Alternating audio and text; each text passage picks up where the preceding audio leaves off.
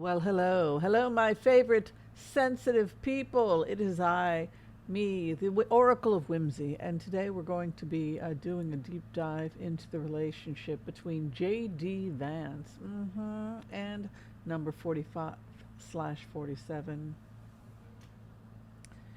Energetically, it feels to me like there are two camps.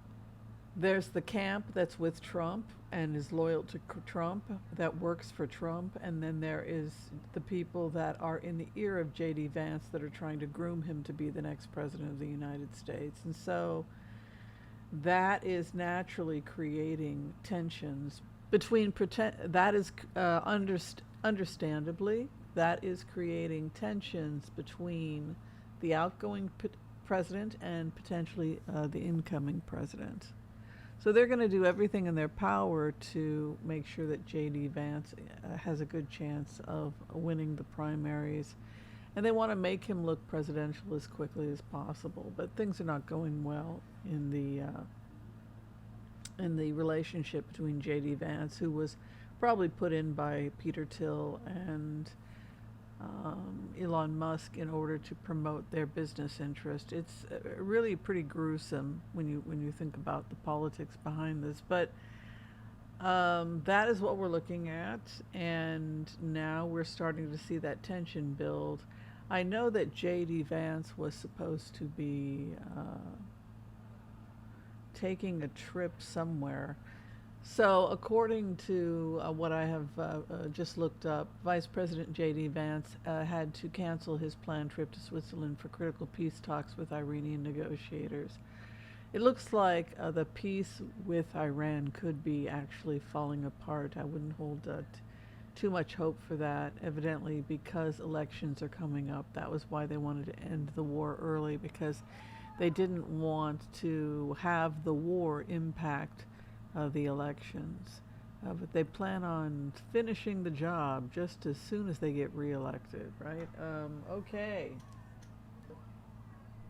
Okay, without further ado, let's go ahead. We'll do the empath's prayer. Let's take a look at what is going on there. Great to see you. If you could like, share, and subscribe, I'd be incredibly and intimately grateful in ways I haven't been grateful in a very long time. Thank you. Be light, be lively.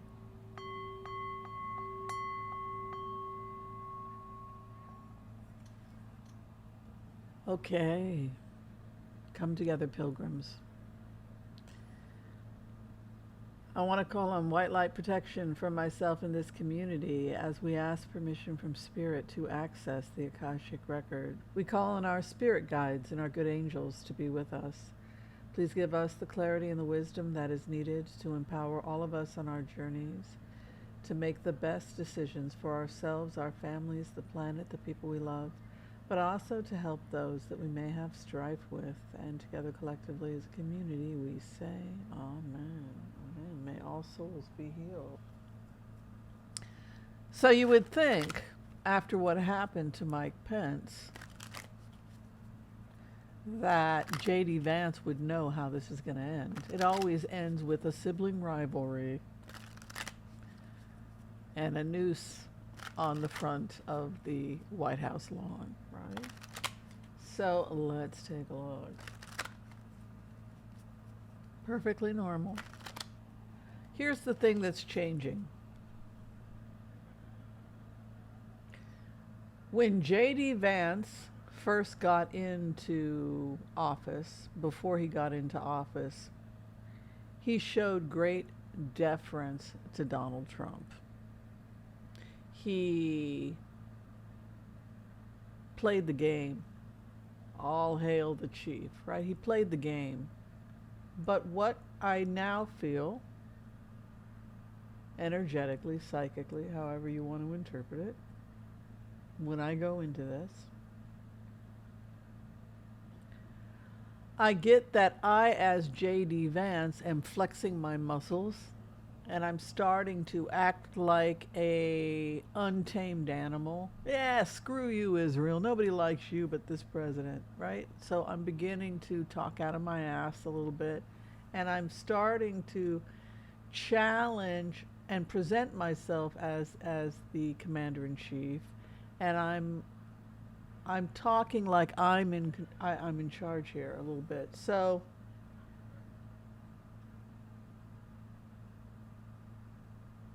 I don't know where this is coming from, but it feels to me like what has changed is that you get the reprimand from Trump, right? Or you get some kind of an issue with Trump, but what has changed is that the respect isn't there anymore.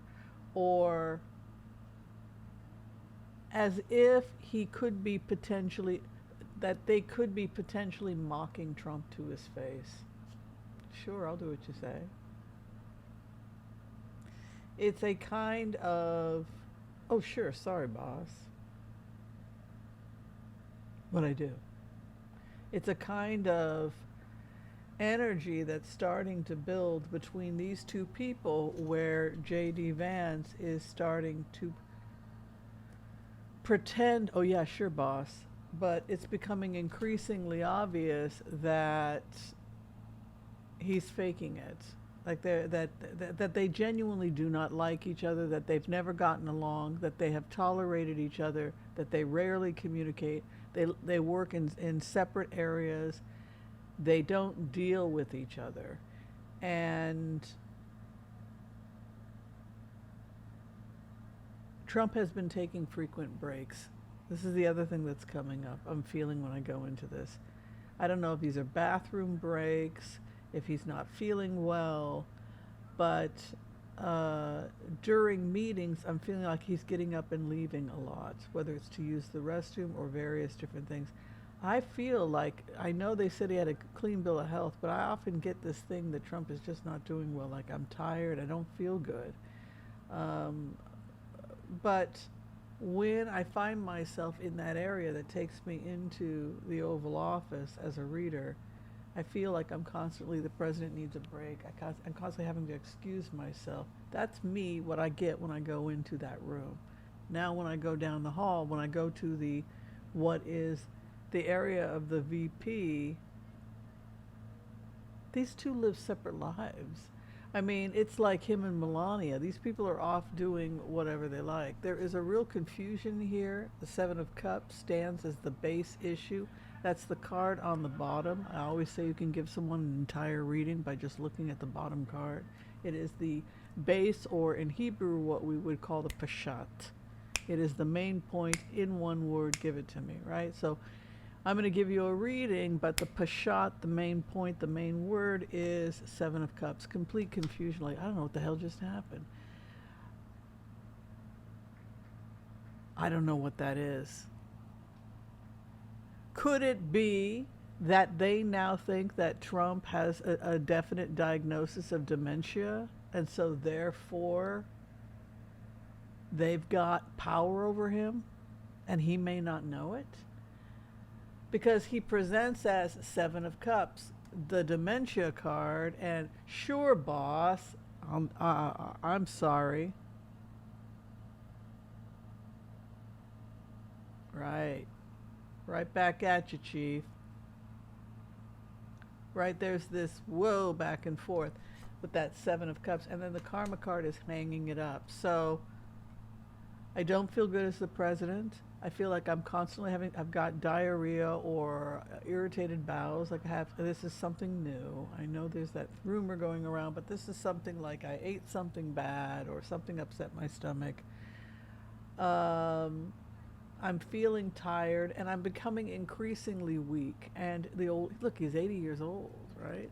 So it's becoming harder for me to fight off critics, right? You know, when you're young and you're strong and you're mean and you're lean and you can take on multiple bullies, right? But the older you're tired and you got diarrhea and people see you're having to take frequent breaks. I'm just not feeling that good today. I'm sorry, you guys.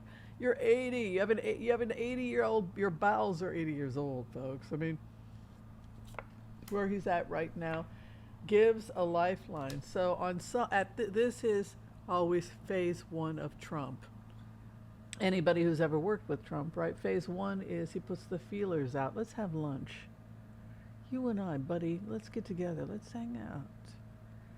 So Trump sends out an invitation. Let's go do lunch. Let's talk. Let's find out what's going on with each other. And a good communication. So rather than reacting badly, I'm too busy dealing with my digestive problems. He did what? He said, what about Israel? Well, you should be outraged, or you need to do something because the AIPAC is screaming on the telephone. Huh? I'll take him out to lunch. We'll go to lunch.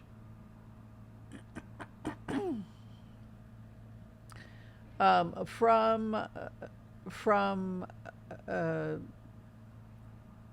JD Vance's perspective, I haven't done anything wrong. He doesn't feel even, and there's a sense he doesn't have to answer to this guy anyway. A desire to heal the rift is definitely there. The truth is coming out. Trump is very good at getting you to talk.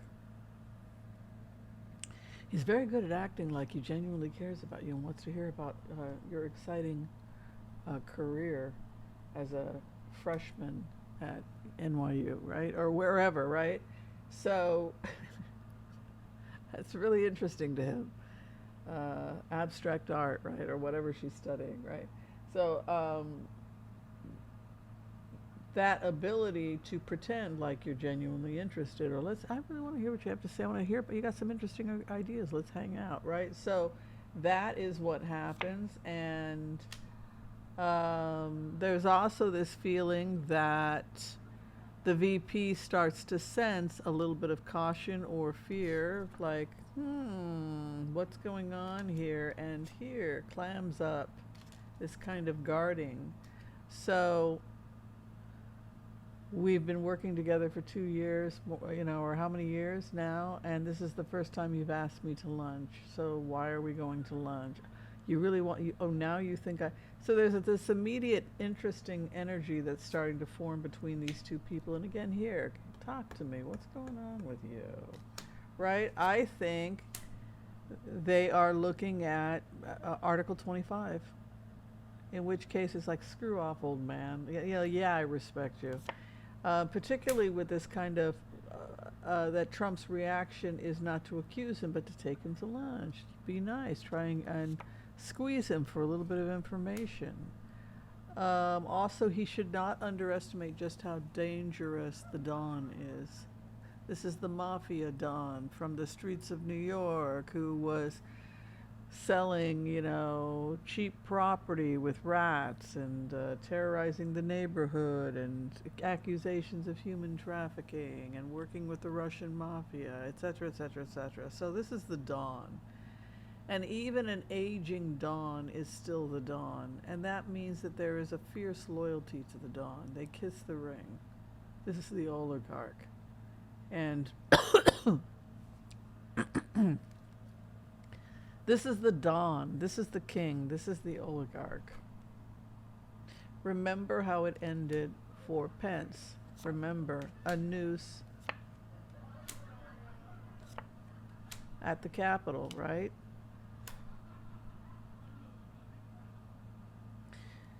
Trump is working to sabotage JD Vance. That is the big giveaway.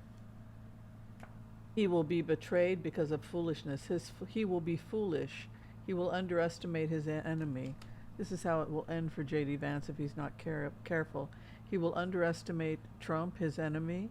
He will loose lips, sink ships. He will be foolish regarding issues of family inheritance, also family secrets, right? And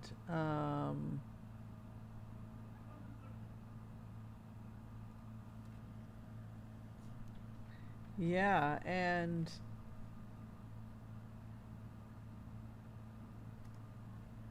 I think, and it ends with Trump taking control, the emperor.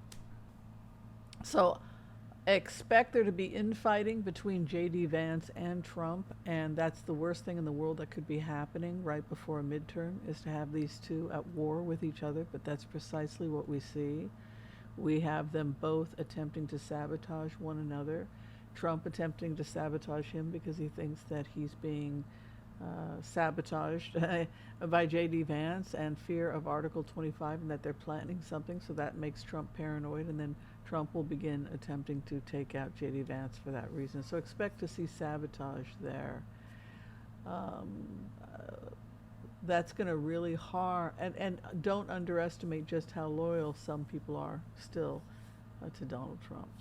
All right, thank you for watching this video. If you're trying to get in for a reading with me, if you need me to do some remote viewing for you or spy on a loved one, any of that fun stuff, go ahead and give me a call. You can find all that information through Booksy.